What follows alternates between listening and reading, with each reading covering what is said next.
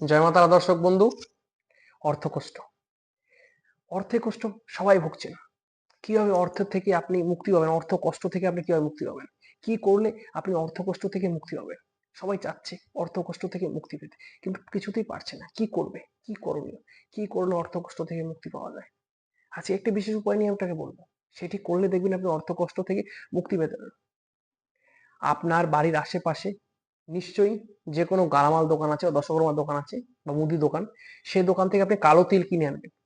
কালো তিল এনে যে কোনো সপ্তাহের সোমবার দিন সকাল ৯টার দিকে স্নান করে শুদ্ধ বস্ত্রে সেই তিলটি একটি কলার পাতা বা যে কোনো শাল পাতার উপরে নিয়ে সেটিকে ভগবানের সামনে রেখে আপনার মনস্কামনা জানিয়ে যে কোনো ভাসমান নদীতে যদি আপনি ভাসিয়ে দিতে পারেন, একটা জিনিস মনে রাখবেন, ভাসিয়ে দিয়ে আসার সময় পিছন দিকে ফিরে তাকানো যাবে না। এটি যদি করতে পারেন, দেখবেন আপনার জীবনে আস্তে আস্তে ডেভেলপমেন্ট পেতে বাধ্য, আপনার অর্থ কষ্ট দূর হয়ে যাবে। করে দেখুন, অব্যর্থ রেজাল্ট পাবেন।